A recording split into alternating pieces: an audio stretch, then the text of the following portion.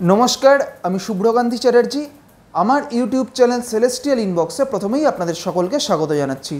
बर्तमान ग्रहगत अवस्थानेर भित्तिते आमादेर राशिचक्रेर षष्ठ राशि अर्थात कन्या राशिर जातक जातिकादेर एई अगस्ट मास केमन जेते पारे आजके आमी सेई विषये किछु कथा बोलबो।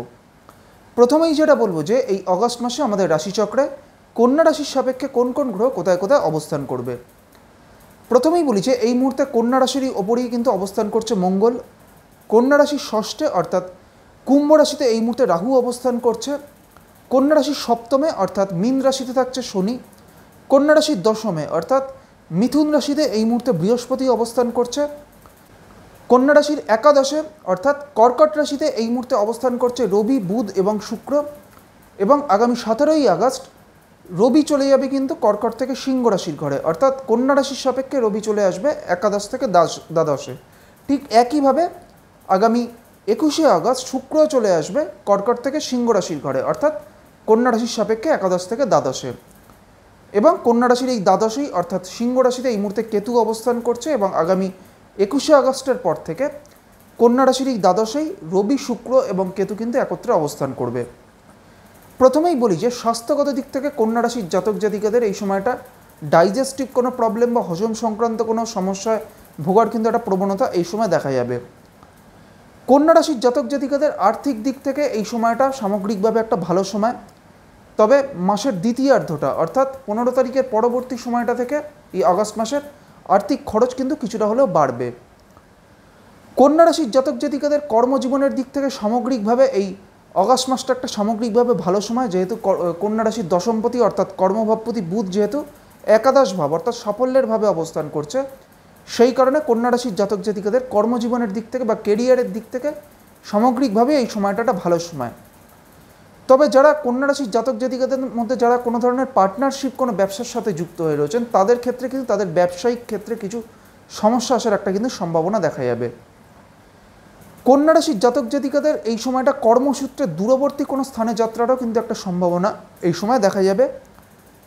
পারিবারিক দিক থেকে বা গৃহের ক্ষেত্রে কিন্তু কন্যা রাশির জাতক জাতিকারা এই সময় একটা ভালো ফল পাবেন। গৃহে কোনো শুভ কাজ সম্পন্ন হওয়ার একটা সম্ভাবনা থাকবে এবং গৃহে কোনো নতুন কোনো কিছু ক্রয় করা বা নতুন কোনো অ্যাসেট ক্রয়েরও কিন্তু সম্ভাবনা এই সময় কন্যা রাশির জাতক জাতিকাদের ক্ষেত্রে থাকবে। কন্যা রাশির যারা শিক্ষার্থী তাদের শিক্ষা জীবনের দিক থেকে কিন্তু এই আগস্ট মাসটা একটা সামগ্রিকভাবে অত্যন্ত ভালো সময়। এইবার আমি আসছি কন্যা রাশির যে নক্ষত্রগুলি রয়েছে অর্থাৎ উত্তর ফাল্গুনী, হস্তা এবং চিত্রা, এই তিনটি নক্ষত্রের জাতক জাতিকাদের এই আগস্ট মাস কেমন যেতে পারে। প্রথমেই আমি আসছি উত্তর ফাল্গুনী নক্ষত্রের ক্ষেত্রে। উত্তর ফাল্গুনী রবির নক্ষত্র এবং উত্তর ফাল্গুনী আমাদের রাশিচক্রের দ্বাদশ নম্বর নক্ষত্র এবং উত্তর ফাল্গুনী নক্ষত্রের শেষ তিনটি চরণ কন্যা রাশিতে রয়েছে। যাদের কন্যা রাশির উত্তর ফাল্গুনী নক্ষত্র তাদের মূলত কিন্তু এই সময়টা এই আগস্ট মাসের প্রথমার্ধটা একটা ভালো সময়। মাসের শেষের দিকটা অর্থাৎ 21 তারিখের পরবর্তী সময়টা থেকে কিন্তু আর্থিক খরচের পরিমাণ কিছুটা হলেও বাড়বে। উত্তর ফাল্গুনির পর হচ্ছে হস্তা নক্ষত্র। হস্তা হচ্ছে 13 নম্বর নক্ষত্র আমাদের রাশিচক্রের এবং হস্তা হচ্ছে চন্দ্রের নক্ষত্র। আগামী 13ই আগস্টের পর থেকে বৃহস্পতি কিন্তু চলে আসবে হস্তা নক্ষত্রের সাপেক্ষে খেম নক্ষত্রে। তাই আগামী 13ই আগস্টের পরবর্তী সময়টা থেকে হস্তা নক্ষত্রের জাতক জাতিকাদের ক্ষেত্রে কিন্তু একটা ভালো সময় আসতে চলেছে। বিশেষ করে কেরিয়ারের দিক থেকে এবং আর্থিক উন্নতির দিক থেকে হস্তা নক্ষত্রের জাতক জাতিকাদের আগামী 13ই আগস্টের পরবর্তী সময়টা থেকে কিন্তু একটা ভালো সময় বা একটা শুভ ফল প্রাপ্তির কিন্তু একটা সম্ভাবনা থাকবে। তারপর হচ্ছে চিত্রা নক্ষত্র। চিত্রা হচ্ছে মঙ্গলের নক্ষত্র এবং চিত্রা আমাদের রাশিচক্রের 14 নম্বর নক্ষত্র। এই চিত্রা নক্ষত্রের প্রথম দুটি চরণ রয়েছে কন্যা রাশিতে এবং পরবর্তী বা শেষ দুটি চরণ রয়েছে তুলা রাশির ঘরে।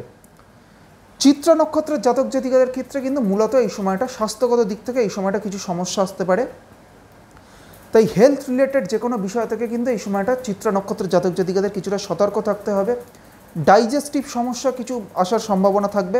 যাদের হাই ব্লাড প্রেশার রয়েছে চিত্রা নক্ষত্রে তাদের ক্ষেত্রেও কিন্তু এই সময়টা কিছুটা সতর্কতা অবলম্বন করতে হবে। আজকে আমি আমাদের রাশিচক্রের ষষ্ঠ রাশি অর্থাৎ কন্যা রাশির জাতক জাতিকাদের এই আগস্ট মাস কেমন যেতে পারে সেই বিষয়ে আলোচনা করলাম এবং এর পাশাপাশি কন্যা রাশির যে নক্ষত্রগুলি রয়েছে অর্থাৎ উত্তর ফাল্গুনী, হস্তা এবং চিত্রা, এই তিনটি নক্ষত্রের জাতক জাতিকাদের এই আগস্ট মাস কেমন যেতে পারে সেই বিষয়ে আপনাদের একটা সংক্ষিপ্ত ধারণা দেওয়ার চেষ্টা করলাম।